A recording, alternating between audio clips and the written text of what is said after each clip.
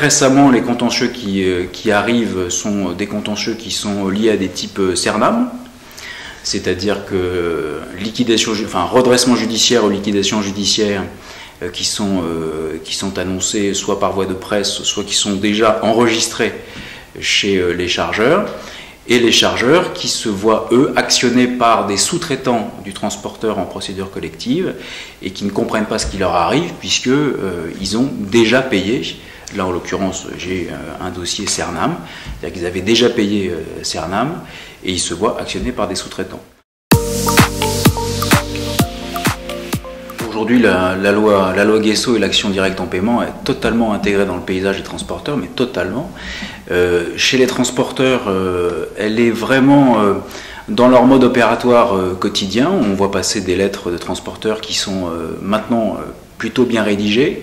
On sent qu'ils sont plutôt informés, évidemment, de l'action directe en paiement, mais aussi de la façon dont il faut rédiger les lettres, ce qui est très important parce que d'un point de vue juridique, s'il manque des mentions, ne serait-ce que la mention de l'article L132-8 du Code de commerce, si cet article n'est pas dans la lettre de revendication de l'action directe, ça ne fonctionne pas. D'un point de vue pratique, on voit que les transporteurs ont intégré la technique de l'action directe.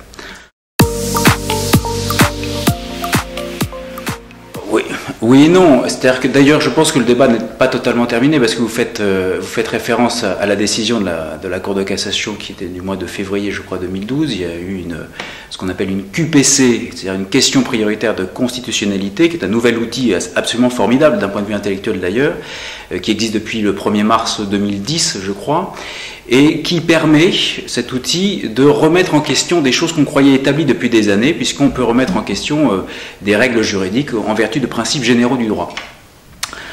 Est-ce que cette action directe était vraiment en danger? Sur des principes généraux du droit, elle pouvait être sérieusement remise en question. Oui. Parce qu'il y avait plusieurs points qui étaient évoqués, qui étaient assez intelligemment posés. C'était un problème d'accès à la loi, d'après le souvenir que j'ai, qui était le premier point évoqué par ceux qui ont saisi la Cour de cassation de cette question prioritaire de constitutionnalité. La loi a posé ce contrat, cette action directe, comme étant un contrat d'adhésion. C'est-à-dire qu'on considère que la lettre de voiture entre expéditeur, transporteur et destinataire est un contrat d'adhésion. C'est-à-dire qu'elle constitue un contrat même si on ne signe pas ce document-là.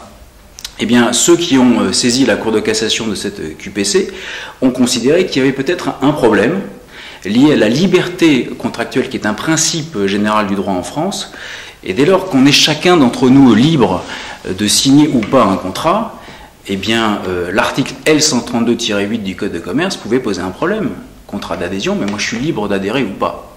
Bon, la Cour de cassation a considéré que non, puisque le contrat d'adhésion était un outil juridique clairement établi en France, on ne pouvait pas le remettre en question sous cet angle-là. Je pense que de ce point de vue-là, il n'y aura jamais de remise en cause, d'un point de vue juridictionnel, de cette action directe. L'autre point qui menaçait aussi cette action directe, qui était donc soulevé dans la QPC, c'était un problème d'égalité. C'est-à-dire qu'il est vrai, depuis l'institutionnalisation de cet outil de l'action directe, il faut bien dire les choses comme elles sont, c'est-à-dire que la loi Guesso avait vocation à privilégier le transporteur, sécuriser le transporteur dans un marché extrêmement concurrentiel. Donc de ce point de vue-là, la loi Guesso a réussi à atteindre l'objectif, parce que les transporteurs sont rassurés par cet outil-là. Mais il faut bien dire que ça contrebalance le rapport de force juridique et économique, puisque dans cette relation tripartite entre l'expéditeur, le destinataire et le transporteur, on voit bien que le seul qui ne supporte pas, d'un point de vue théorique, le risque de l'impayé, du coup, c'est le transporteur.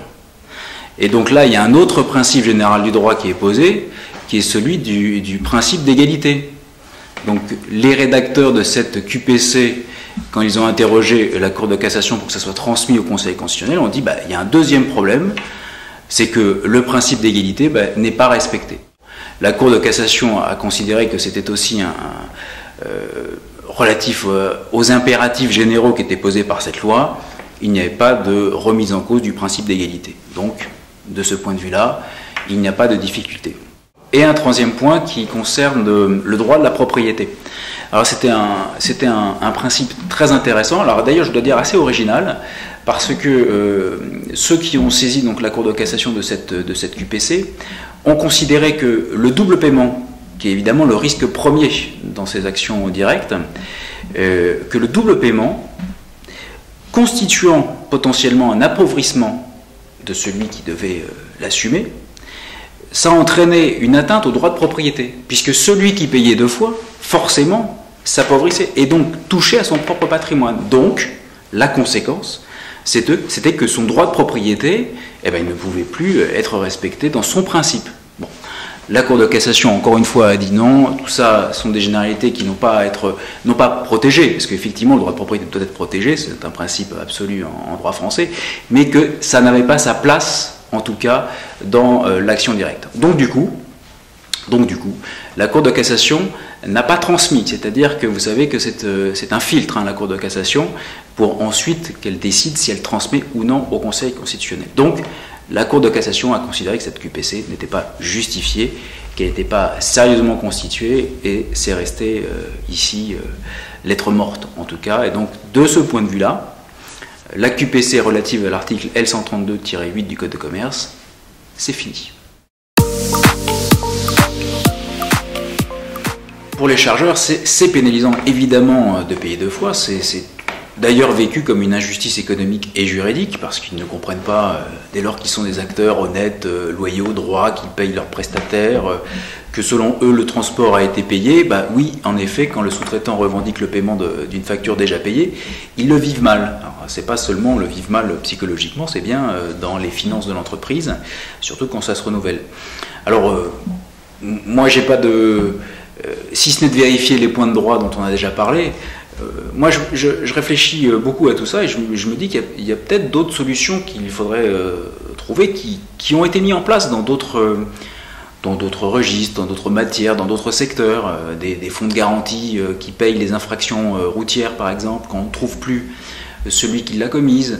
On peut parfaitement envisager un outil qui soit proche dans sa philosophie. Alors dans des conditions juridiques qui soient clairement établies. Il ne faut pas que tout le monde, dès lors qu'il y a un défaut de paiement, recourt à ce fonds de garantie qui serait créé, mais qui soit encadré par des règles précises, qui soient liées à un défaut de paiement, avec le cas très particulier où on arrive peu à recouvrer, qui sont les procédures collectives, redressement judiciaire, liquidation judiciaire.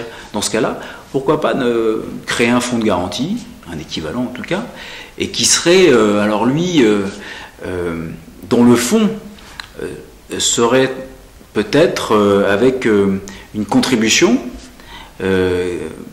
qui financerait ce fonds. Peut-être que dans des conditions satisfaisantes, il permettrait de répondre à des situations extrêmes pour ne pas faire supporter en fait le poids économique de la rupture d'une entreprise, de faire supporter ce poids aux chargeurs qui n'y sont pour rien et qui sont des acteurs réglo, tout simplement.